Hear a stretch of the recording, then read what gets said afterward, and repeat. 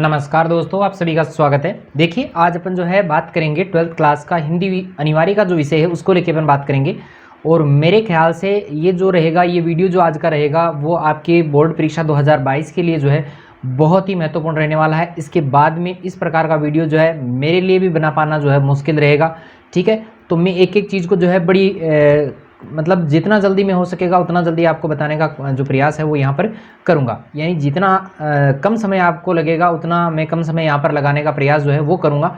और एक एक चीज़ को जो है मैं बड़ी विस्तार से आपको समझाऊंगा और फटाफट समझाऊंगा। और इसके अलावा मैं बात करूँ तो जैसे मतलब आपकी परीक्षा में आपको जो है किस प्रकार ज़्यादा से ज़्यादा अंक जो है वो मिल सकते हैं, क्या आपको वहाँ पर करना है, क्या आपको पढ़ना है, क्या नहीं पढ़ना है, वो सारी चीज़ें मैं यहाँ पर इस वीडियो में बताने वाला हूँ। तो चलिए, सबसे पहले मैं बात करूँगा जो अपना 30% जो सिलेबस रिड्यूस हुआ था उसमें जो है अपने कौन सा चैप्टर जो है वो कितने नंबर का रहता है उसको लेकर मैं बात करूँगा। तो देखिए, अपने हिंदी अनिवार्य विषय की मैं बात कर रहा हूँ, कक्षा 12 की अपनी बात हो रही है।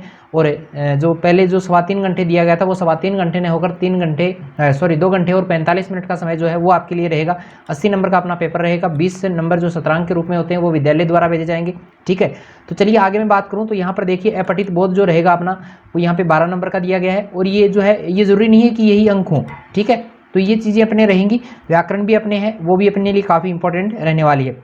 अपठित गद्यांश और पद्यांश जो आएंगे वो 6-6 नंबर के हैं। ठीक है, 5-5 के हैं, तब भी कोई दिक्कत नहीं है। मॉडल पेपर को लेकर भी मैं जो है यहाँ पर बात करूँगा। पूरा मॉडल पेपर जो है वो भी आपको यहाँ पर बताऊँगा कि किस प्रकार आपको मॉडल पेपर के हिसाब से जो है क्वेश्चन के आंसर देने हैं। तो यहाँ पर निबंध लेखन भी आपके रहेगा। ठीक है, पत्र लेखन, प्रारूप लेखन। देखो, यहाँ पर जो मेरा ये बताने का उद्देश्य ये है कि आपकी जो है किताब जो अपनी रहेगी उसमें कौन कौन से चैप्टर्स हैं, कौन कौन से पार्ट हटाए गए हैं, कौन कौन से जो हटाने वाले हैं उनको नहीं देखेंगे। जो जो पार्ट अपने हैं उनको लेकर मैं बात करूँगा, पार्टों के नाम आपको बताऊँगा और एक एक पार्ट में जो है आपको बताऊँगा कि उसमें आपको क्या याद करना है। चलिए, निबंध लेखन आपको जो है वर्तमान विषयों से रिलेटेड जो है मैंने भी 17-18 बता रखे हैं, वो भी आपको याद करने हैं। आगे मैं बात करूं तो जैसे पत्र लेखन है, पत्र लेखन में देखिए अर्धशासकीय पत्र जो है वो उसके आने के 100% चांस है। तो ज़्यादा जोर आपका जो है अर्धशासकीय पत्र पे होना चाहिए। आप ये भी आ सकते हैं लेकिन इनमें इनके चांस जो है वो बहुत कम है। आपके अथवा में ये क्वेश्चन मिलेगा, बहुत अच्छा जो है वो आपके लिए नंबर बनाने का ये बढ़िया मौका है। ठीक है, आगे मैं बात करूँ तो देखिए, अभिव्यक्ति एवं माध्यम की जो पाठ्य पुस्तक है उसके क्वेश्चन आप ज़्यादा से ज़्यादा जो है वो पढ़े। छोटे वाले क्वेश्चन उसमें से बनेंगे, बड़े वाला कोई भी क्वेश्चन वहाँ से नहीं बनेगा। ठीक है, तो यहाँ पर आप फीचर और लेखन को भी जो है बढ़िया से ढंग से तैयार कर लें। एक फीचर और एक आलेख में से जो है दोनों भी आपसे पूछे जा सकते हैं। एक एक उदाहरण आपको इसका याद रखना है। ठीक है, क्योंकि आपको सीधे ही पूछ सकता है कि भाई फीचर लेखन का एक प्रारूप तैयार कीजिए, या देखो इनमें से भी जो है अर्थशास्त्र पत्र निविदा है उसमें से भी पूछा जा सकता है कि निविदा का एक प्रारूप तैयार कीजिए, अधिसूचना का एक प्रारूप तैयार कीजिए। तो वो सारी चीज़ें आपको पता होनी चाहिए। चलिए मैं आगे बात करूँ। व्यवहारिक व्याकरण में देखो भाषा, व्याकरण और लिपि है, तो इसमें आपको क्या पढ़ना है। देखिए, पहली बात, भाषा क्या होती है, भाषा के कितने अंग होते हैं, अपनी भाषा कौन सी है, हिंदी भाषा की लिपि कौन सी है, और इसके अलावा कौन कौन सी भाषाओं की जो लिपियाँ वगैरह हैं वो सारी आपको याद करनी है। व्याकरण किसे कहते हैं, व्याकरण के अंग कितने होते हैं, लिपि किसे कहते हैं, देवनागरी लिपि है, देवनागरी लिपि की विशेषताएं आपको याद होनी चाहिए। तो ये सारी चीज़ें इसमें याद करनी है। शब्द शक्ति की मैं बात करूँ तो शब्द शक्ति के भेद कितने होते हैं, शब्द शक्ति के 3 भेद होते हैं, वो आपको याद करने। उन भेदों के एक एक दो उदाहरण आपको आने चाहिए। ये भी पूछा जा सकता है कि शब्द शक्ति की कौन सी शब्द शक्ति इसमें है, यानी वाक्य देके भी पूछा जा सकता है। तो इस प्रकार का प्रश्न यहाँ से बनेगा। अलंकार की मैं बात करूँ तो अलंकार के कितने भेद हैं, देखो अपने 6 अलंकार इसमें दिए गए हैं। 6 अलंकारों को आपको याद करना है। सभी अलंकारों में देखिए सबसे ज़्यादा आने के चांसेस जो हैं वो अनुप्रास अलंकार के आने के चांस हैं। अनुप्रास नहीं देगा तो वो यमक वगैरह देगा, ये नहीं देगा तो सबसे सरल एक अपना उत्प्रेक्षा अलंकार रहता है, तो वही वह भी दे सकता है। ठीक है, तो वो भी आपको बढ़िया ढंग से याद करना है। ठीक है, इसमें अलंकारों का उदाहरण देके पूछ सकता है या सीधे अलंकार का परिभाषा और उसके उदाहरण पूछा जा सकता है। चलिए मैं आगे बात करूं तो यहाँ पे पारिभाषिक शब्दावली में जो है 2 मीनिंग तो आपको जो है हिंदी अर्थ वाले पूछेंगे और 2 में जो है आपको अंग्रेजी मीनिंग भी लिखना पड़ सकता है। ठीक है, दोनों स्थितियाँ जो है वो आपके लिए मेरे ख्याल से थोड़ी क्रिटिकल है, तो इनको इसमें ज़्यादा आपको टाइम वेस्ट नहीं करना है। अभी जो है जितना आप समय आपके पास बचा है उस समय में आपको इसमें ज़्यादा वेस्ट जो है समय को नहीं करना है। ठीक है, चलिए मैं आगे बात करूँ तो अपने आरोह भाग जो पुस्तक रहती है उसमें सप्रसंग व्याख्याएं हैं। व्याख्या जो है विकल्प सहित आपको मिलेगी, एक गद्य भाग से आएगी, एक पद्य भाग से आएगी। ठीक है, उसकी बात अपन आगे करेंगे। और निबंधात्मक प्रश्न जो है वो एक गद्य भाग से आएगा, एक पद्य भाग से आएगा। तो कौन कौन से पाठों से जो है बने निबंधात्मक प्रश्न बन सकते हैं वहाँ उनकी भी मैं जो है बात करूँगा। ठीक है, आगे बात करें तो लघुतरात्मक प्रश्न आपके आएंगे। ठीक है, लघुतरात्मक प्रश्न जो आएगा और कवि परिचय भी आपके आएगा। तो कवि परिचय जो है आपको पूरा बड़ा ही याद करना है, छोटा याद नहीं करना है, यानी छोटे वाले क्वेश्चन उसमें से नहीं आएंगे, बड़े वाले क्वेश्चन आएंगे तो उनको वो भी कौन कौन से इंपॉर्टेंट हैं वो मैं आपको बता दूंगा। ठीक है, चलिए आगे बात करें तो विधान पुस्तक जो रहेगी उसमें से एक तो निबंधात्मक प्रश्न आना श्योर है, और छोटे वाले जो प्रश्न है वो बहुत सारे आएंगे, तो छोटे वाले क्वेश्चनों पे अपना ज़्यादा जोर होना चाहिए, यही आपको ज़्यादा याद करना है। तो देखिए अभी जो है वो संक्षिप्त पाठ्यक्रम में अपने जो पार्ट रहते हैं, जैसे पहला अपना पार्ट जो रहेगा वो हरिवंश राय बच्चन का रहेगा। इसमें 2 कविताएं अपने, एक तो रहेगी आत्म परिचय कविता और एक रहेगी एक गीत। ठीक है, ये जो 2 कविताएं हैं वो अपने हरिवंश राय बच्चन की रहने वाली हैं। अब देखिए इसमें विशेष बात क्या है, सबसे पहली बात तो ये है कि हरिवंश राय बच्चन का आपको कवि परिचय जो है वो याद होना चाहिए। आगे मैं बात करूँ तो दूसरा जो इंपॉर्टेंट रहेगा वो आत्म परिचय अपनी कविता रहेगी। तो आत्म परिचय कविता की आपको सप्रसंग व्याख्या करनी है। आत्म परिचय कविता के माध्यम से जो है एक बड़ा क्वेश्चन भी यहाँ से बनता है, तो वो भी आप यहाँ से याद कर लेंगे। ठीक है, इतना इसमें आपको जो है मोस्टली याद करना है। दूसरा रहेगा आलोक धनवा का। आलोक धनवा वाली जो कविता रहेगी वो पतंग कविता रहेगी। ठीक है, तो कवि भी अपने लिए इंपॉर्टेंट है, लेकिन इसके चांस जो है बहुत कम है आने के।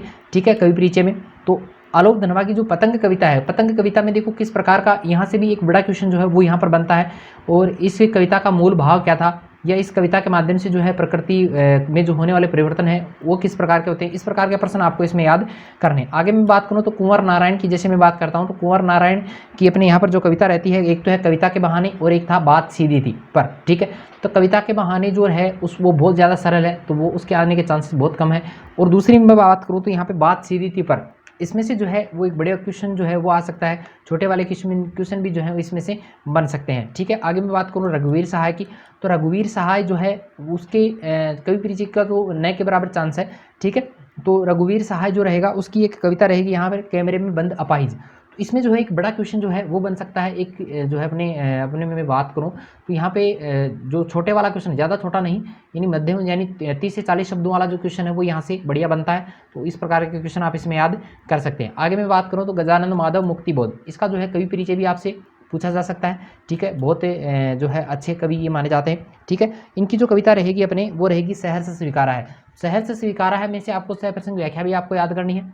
ठीक है, व्याख्या भी इसकी आ सकती है। आगे मैं बात करूँ तो इससे एक बड़ा क्वेश्चन भी बन सकता है, तो वो बड़ा क्वेश्चन आप जो है पासबुक वगैरह होगा तो पासबुक से आप जो है बड़े वाला क्वेश्चन याद कर सकते हैं। आगे मैं बात करूँ शमशेर बहादुर सिंह, इसमें से जो है क्वेश्चन सप्रसंग व्याख्या का भी आ सकता है, और बड़े वाला क्वेश्चन भी पूछा जा सकता है, छोटे वाला क्वेश्चन भी पूछा जा सकता है। वेरी मोस्ट इंपॉर्टेंट है। ठीक है, कवि परिचय भी इसका पूछा जा सकता है। ठीक है, तो सारे याद इसमें करने हैं, वेरी इंपॉर्टेंट ये पार्ट रहेगा। आगे मैं बात करूँ फिराक गोरखपुरी की, तो इसके कवि परिचय के चांस जो है वो बहुत कम है आने के, फिर भी जो है आपको एक बार इसको सरसरी तौर पे देख लेना है। फिर मैं बात करूँ जैसे इनके पाठों में क्या क्या पूछा जा सकता है, तो इसमें एक तो 100% व्याख्याएं पूछी जा सकती है, तो 100% व्याख्याएं आपको इसकी याद होनी चाहिए।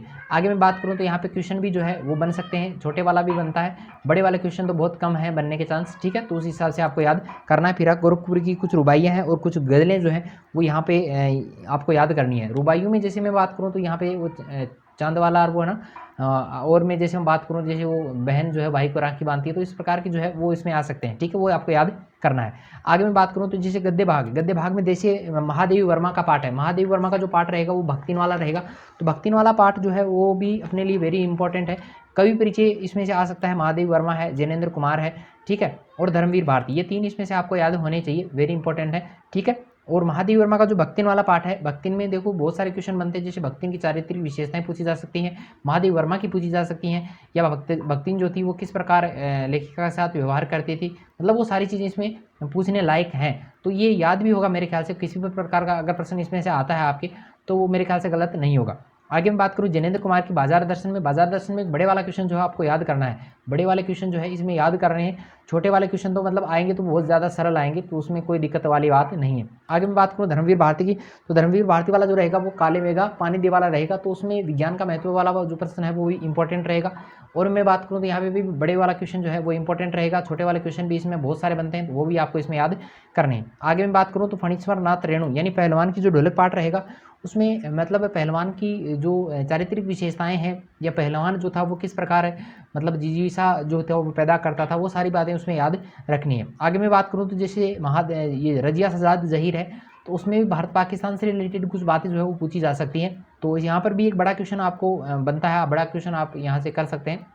ठीक है, मैंने इनमें से जितने क्वेश्चन बनते हैं वो सारे मैंने आपको करवा रखे यूट्यूब अपने चैनल पे, तो वहाँ से भी आप उसका जो है वीडियो देख सकते हैं। ठीक है, आगे है हजारी प्रसाद द्विवेदी, कवि परिचय आपको इसका याद करना है, वेरी इंपॉर्टेंट है। हजारी प्रसाद द्विवेदी में देखिए वो सीरीज का फूल वाला था, तो सीरीज के फूल जो है उसमें और राजनेताओं में वो सारा जो है किस प्रकार रहता है सारा, वो सारा इसमें याद करना है। ज़्यादा इसमें कुछ है नहीं मेरे ख्याल से, बहुत ज़्यादा सरल है, लेकिन कुछ गहरी बातें इसमें बताई गई हैं, उन बातों का आपको ध्यान होना बहुत जरूरी है। चलिए आगे मैं बात करूँ तो वितान पुस्तक जो अपनी रहेगी उसमें एक पहला ही जो आता है वो आता है सिल्वर वेडिंग वाला। तो सिल्वर वेडिंग से बड़ा क्वेश्चन आना निश्चित है, सिल्वर वेडिंग पार्ट से बड़ा क्वेश्चन आना निश्चित है, जूझ पार्ट से भी बड़ा क्वेश्चन आना निश्चित है। ठीक है, दोनों में से बड़ा क्वेश्चन आएगा। छोटे वाले क्वेश्चन आज इसमें बहुत ज़्यादा बनते हैं, सारे मैंने करवा रखे हैं, आप वहाँ से देख सकते हैं। ठीक है, चलिए आगे देखिए, यहाँ पे कुछ विलोपित वाले ये करवाए गए, ये अपने लिए इंपॉर्टेंट नहीं है। चलिए आगे मैं बात करूँगा, अभी जो है अभी हम जो बात करेंगे वो करेंगे यहाँ पर जो अपना ब्लूप्रिंट जो आया था उसके हिसाब से किस प्रकार के आपको प्रश्न है, किस प्रकार आपको करना है, कैसे आपको लिखना है, वो सारी चीज़ें मैं अभी यहाँ पर करवाने वाला हूँ। तो चलिए अभी जो है अपन आगे नेक्स्ट पेज पे चलते हैं। चलिए देखिए, अभी अपनी जो पत्र योजना है यानी प्रश्न पत्र की जो योजना है वो किस प्रकार रहने वाली है उसको लेकर अपन बात करेंगे। 2 घंटे 45 मिनट का अपना जो है पेपर रहने वाला है। और देखिए ये अपने इंपॉर्टेंट बातें नहीं है तो इनको अपने ध्यान में भी नहीं रखना है। तो यहाँ पे प्रश्न संख्या की बात करें तो जैसे 18 प्रश्न है, छोटे वाले क्वेश्चन आएंगे। ठीक है, 18 यानी नंबर देखिए यहाँ पे कुल अंक जो है वो प्रतिशत के रूप में दिए गए हैं। कुल प्रश्न यानी 18 नंबर के ये रहेंगे, 18 फिर 11 नंबर के ये रहेंगे। ठीक है, फिर 9 2 18 नंबर के ये रहेंगे। यानी अपने कह सकते हैं कि जैसे ये भी इंपॉर्टेंट है अपने लिए, और ये सारी ही है। वैसे तो छोटे वाले क्वेश्चन ज़्यादा ध्यान में अगर रहते हैं तो ठीक है, नहीं भी अपने अगर सीधा सीधा पाठ पढ़ रखा तब भी अपने को वो याद रहेंगे। चलिए मैं आगे बात करूं तो यहाँ पर देखिए अपने अपठित बोध जो रहेगा वो 12 नंबर का रहेगा। ठीक है, निबंध जो रहेगा वो अपने 5 नंबर का आता है, पत्र जो है अपने 4 नंबर का आता है। व्यवहारिक व्याकरण की बात करें तो वो 8 नंबर की आएगी, और अभिव्यक्ति और माध्यम वाली जो पुस्तक है वो 7 नंबर की रहेगी। ठीक है, आरोह है 32 नंबर की रहेगी, और वितान जो है अपनी 12 नंबर की रहने वाली है। ठीक है, चलिए इसको भी अपने को ध्यान में नहीं रखना है, ये सारी चीज़ें जो है मैं निकाल देता हूँ। आगे अपन चलते हैं सीधे ब्लूप्रिंट जो अपना रहेगा, मॉडल पेपर जो अपना रहेगा। देखिए इसमें सेम टू सेम जैसा अपना ब्लूप्रिंट है वैसे के वैसे ही पेपर आ रहे हैं। मैंने सारे पेपर देखे हैं जितने बच्चों ने दे रखे हैं। ठीक है, सारे पेपर देखें, वो सारे के सारे जो है इसी फॉर्मेट में हैं। ठीक है, यही तरीका सब में अपनाया गया है। और आपको जो है इस प्रकार सबसे पहला जो है अपठित वाला मिलेगा। अपठित वाले को आपको ध्यानपूर्वक पढ़ना है, बिल्कुल सरल सरल जवाब देने। सबसे पहला इंपॉर्टेंट जो रहेगा इसमें वो शीर्षक का ध्यान रखना है। शीर्षक या तो पहली लाइन में मिल जाएगा, पहली लाइन में नहीं मिलता तो फिर आपको जो है थोड़ा सा पढ़ लेना है, पूरे को ध्यान में ले लेना है। लेने के बाद में आपको जो है इसमें से जो उचित लगता है वो आपको करना है। ठीक है, चलिए आगे मैं बात करूँ तो इनमें ये सारे क्वेश्चन आप आसानी से कर लेंगे। ठीक है, आगे मैं बात करूँ तो अपठित पद्यांश आता है। फिर अपने अपठित पद्यांश में अपने देखो इस इंपॉर्टेंट चीज़ें जो है वो याद क्या रखनी है। सबसे पहले आपको इसको एक बार पढ़ना है, एक बार पढ़ने के बाद में आपको जो है इन क्वेश्चन जो है वो पढ़ने हैं, क्वेश्चनों के आंसर भी आपको जो है वहाँ पर देखने हैं, मतलब ये जो एबीसीडी दिए गए हैं वो सारे आपको देखने हैं। उसके बाद में फिर से आपको इसको पढ़ना है, और जहाँ जहाँ पे क्वेश्चन अपने बन रहे हैं वहाँ पर आपको अंडरलाइन कर लेनी है। यानी आप मेरे ख्याल से 70 से 80% जो है वो इसका अर्थ निकाल लेंगे। उसके बाद में आपका पेपर जो है वो बहुत सरल हो जाएगा। ये वाला भाग जो है वो आपका बहुत सरल हो जाएगा मेरे ख्याल से। ठीक है, चलिए आगे मैं बात करूँ तो ये वाले क्वेश्चन होने के बाद में अपने जो है देखिए अलंकारों से रिलेटेड भी पूछा जा सकता है, पर्यायवाची भी यहाँ पर पूछ रखे हैं, तो इसमें से भी पूछे जा सकते हैं, कोई दिक्कत वाली बात नहीं है, क्योंकि ये पठित वाले में से भी पूछा जा सकता है और अपने पठित हैं उनमें से भी ये सवाल आ सकते हैं। आगे रिक्त स्थान वाले आएंगे, बहुत सरल प्रश्न आएंगे। 2 शुरू के जो प्रश्न है वो भाषा से संबंधित आएंगे, भाषा व्याकरण लिपि वाले से।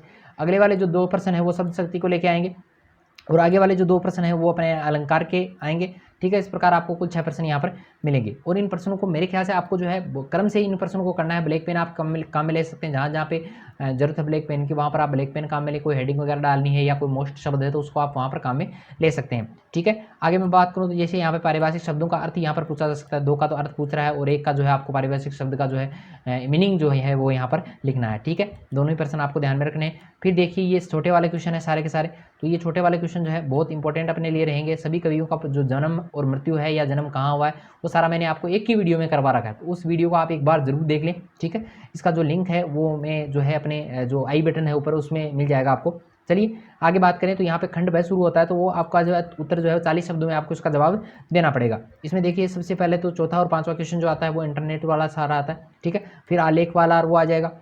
यानी अपनी जो अन्य जो 11वीं 12वीं में जो सेम रूप से जो 2 टॉपिक अपने चलते हैं, आलेख वाला है, फीचर वाला है, या अपने संचार के जो माध्यम है, इनमें से ये सारे सवाल जो है 3 सवाल जो है वो वहाँ से आने वाले हैं। आगे मैं बात करूँ तो जैसे कविता वालों से 3 प्रश्न आएंगे, 3 प्रश्न जो है अपने गद्य भाग से और 3 प्रश्न जो है पद्य भाग से यहाँ पर आएंगे, और 2 प्रश्न जो है वो अपने यहाँ पर आएंगे वितान जो अपनी पुस्तक है उससे यहाँ पर आने वाले हैं। आगे मैं बात करूँ तो खंड से जो रहेगा उसमें दीर्घ उत्तरीय प्रश्न रहेंगे।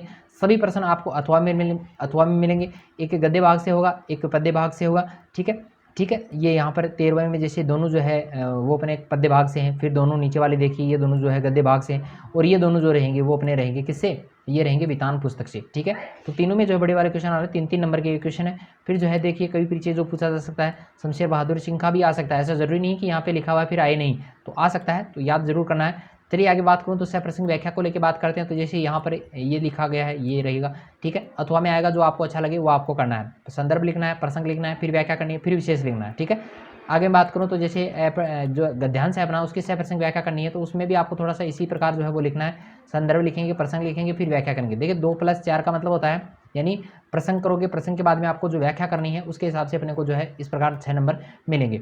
चलिए आगे मैं बात करूँ तो यहाँ पे देखिए फिर जो है एक विद्यालय ये समीक्षा सामग्री निविदा वाला है, ठीक है, ये पत्र वाला आ गया, तो ये भी आपको याद होना चाहिए। फिर लास्ट वाला जो क्वेश्चन आता है वो अपने आता है निबंध का। ठीक है, मेरे ख्याल से इसमें दिक्कत नहीं होगी। निबंध में थोड़ा सा ध्यान रखना है, लिखने का जो तरीका है वो अपना बेस्ट होना चाहिए, तो इससे ज़्यादा नंबर अपने को मिल जाएंगे।